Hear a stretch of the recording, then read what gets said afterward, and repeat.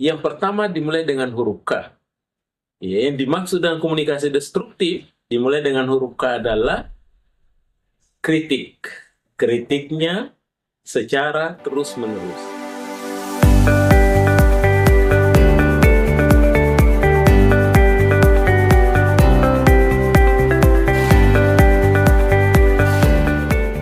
Bismillahirrahmanirrahim. Assalamualaikum warahmatullahi wabarakatuh. Para pemirsaku dimanapun berada, tentunya saya berterima kasih menghaturkan banyak apresiasi kepada kita sekalian karena selalu meluangkan waktu menonton salah satu channel YouTube kita, Mr. Koronis. Komunikasi romantis dan humanis. Baik para pemirsa sekalian dimanapun berada, tentu saja channel ini selalu berbicara tentang fenomena komunikasi.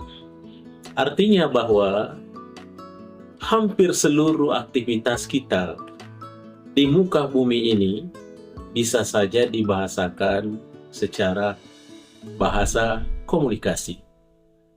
Oleh karena itu para pemirsa sekalian, komunikasi hampir tidak ada lagi limitnya, sehingga komunikasi itu amat disenangi, komunikasi itu sungguh sangat diperlukan oleh siapa saja, baik secara pribadi, secara kelompok maupun tentunya yang lebih luas lagi berdasarkan halayak dalam kehidupan bermasyarakat, berbangsa dan bernegara tentunya. Baik para pemirsa sekalian, namun juga kita sadari bersama bahwa komunikasi yang kita jalankan itu kadangkala ada yang sifatnya membangun, yang biasa kita disebut dengan komunikasi konstruktif, tapi di sisi lain ada juga tentunya yang kurang membangun atau tidak membangun, yang biasa diistilahkan dengan komunikasi destruktif. Ya.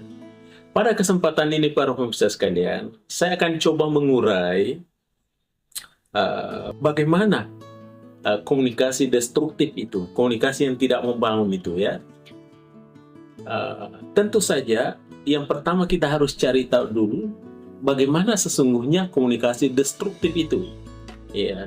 Jadi komunikasi destruktif adalah satu bentuk pola komunikasi yang cenderung merusak hubungan, ya, atau menimbulkan konflik, ya, atau dia bisa menjadi penghambat pemahaman yang sehat antara individu satu dengan individu lain.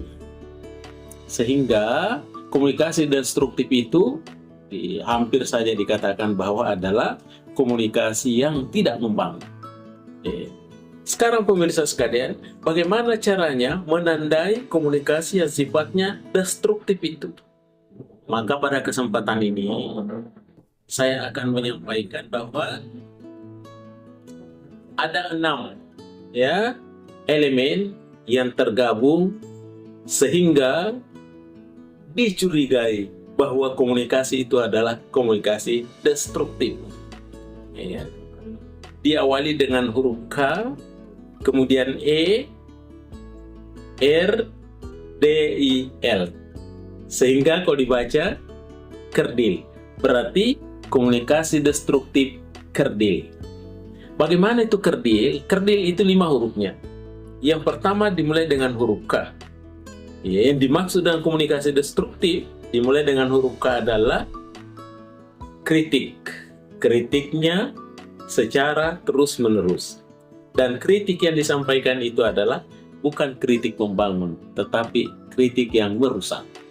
Ya, sehingga dengan demikian bisa jadi ini menjadi penyebab menjadi komunikasi destruktif. Karena kritikan yang berlebihan, kritikan yang tidak manage dengan baik. Itu yang pertama. Kemudian yang kedua, kata E. Ya, di dalam berkomunikasi itu kadangkala ada egoisme. Egoisme artinya bagaimana caranya dia hanya yang melakukannya sendiri, mau menang sendiri, menyampaikannya sendiri, mau didengar sendiri. Ya, jelas itu bagian dari jiwa-jiwa egois atau egoisme. Ya, sehingga kalau ini yang terjadi, tentu terjadi monopoli pembicaraan. Kalau terjadi monopoli pembicaraan, berarti seakan-akan kita tidak bersedia untuk mendengarkan cerita orang lain. Padahal di dalam berkomunikasi ini baiknya harus ada perimbangan. Ya, kita sudah bicara, baiknya beri kesempatan kepada lawan bicara kita untuk bicara. Sehingga dengan demikian ada balance antara komunikator dengan komunikan. Itu ciri yang kedua. Ya, hindari egoisme. Kemudian yang ketiga, huruf R. Ya, apa itu R? Remeh. Ya, meremehkan. Ya, kadang-kala ketika kita berkomunikasi kan, kadang-kala kita lihat lawan bicara kita, kadang-kala meremehkan audiensnya, meremehkan halayaknya, ya. Atau boleh jadi dia juga meremehkan teman-temannya atau lawan bicaranya. Sehingga dengan demikian, ketika terjadi ini tentunya sudah pasti bahwa tidak ada proses komunikasi nanti yang efektif. Ujung-ujungnya tidak mencapai kesepahaman dengan baik. Karena kita punya satu sifat meremehkan dari lawan bicara kita. Kalau kita meremehkan dia dan dia tidak bisa paham apa yang kita sampaikan, itu namanya kegagalan komunikasi secara primer. Lalu dia tidak paham, kemudian dengan akibatnya tidak paham, sehingga dia melakukan hal-hal yang kurang bagus, tanda kutip, maka itulah artinya komunikasi, kegagalan komunikasi sekunder. Itu yang ketiga. Kemudian keempat, ya D, ya defensif, ya itu yang keempat. Apa itu defensif? Defensif itu artinya dia tentunya menolak tanggung jawab.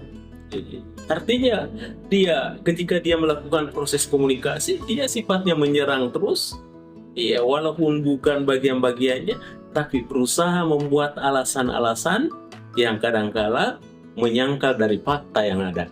Inilah yang disebut dengan defensif, lari dari tanggung jawab, ya, lari dari pembicaraan. Kemudian yang kelima para pemirsa sekalian, huruf I. Ya, kadangkala kita berbicara, kadangkala kita melakukan interaksi antara sesama, kadangkala ada lawan bicara kita itu tidak pernah berhenti interupsi terus. Nah, ini secara tidak langsung tentunya, secara etis itu tentunya mengganggu konsentrasi daripada yang menyajikan materi. Ya, dan kemudian yang kedua, tentunya interupsi ini dianggap kurang etis. Ya, karena bukan cuma mengganggu komunikatornya yang menyampaikan itu, tetapi justru ikut juga terganggu orang-orang yang ada di sekelilingnya. Itu yang kelima. Dan yang terakhir, yang keenam, para pemirsa sekalian, L, yaitu adalah lekang. Apa itu lekang? Artinya dia tidak bertahan.